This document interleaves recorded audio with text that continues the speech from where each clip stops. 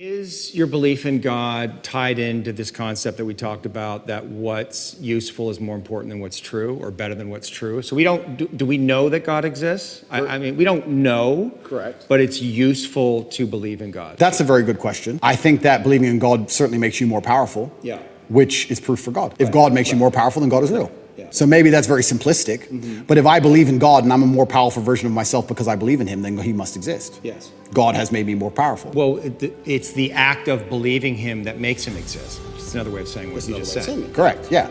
So this is why I believe faith is such an important thing. But I think everybody has a God anyway. Yes. There's no such thing as atheists. If you look at the people who say, oh, I don't believe in God, they worship a flag and a vaccine. Yeah. So everyone believes in something. Yeah. So you have to decide what your religion is. And I, once again, refuse to believe in anything that takes away power from me. I believe in things that make me more powerful. And I believe that believing in God gives you a new degree of strength. And I also think everybody to some degree believes in God.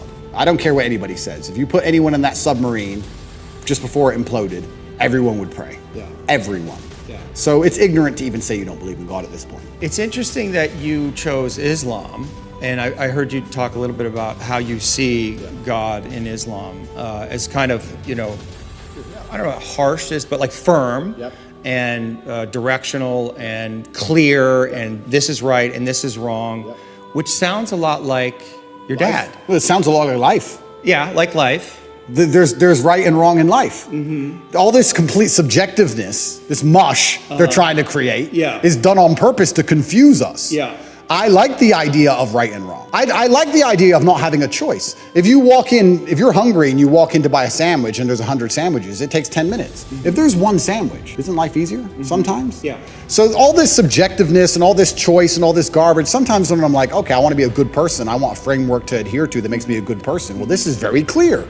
Yes, no, easy. Do you have like embodied experiences of God? Like, do you relate to God in that way? I don't want to say supernatural, but like, do you feel God? I absolutely feel him, and there's certain times where I may feel particularly energetic. When do you feel God?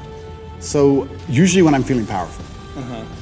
There's been times I was in jail and I just got up and I just felt like, you know what, like just shadow boxed a bit. I don't know. It's like you just felt it. Like I'll be okay. I will win.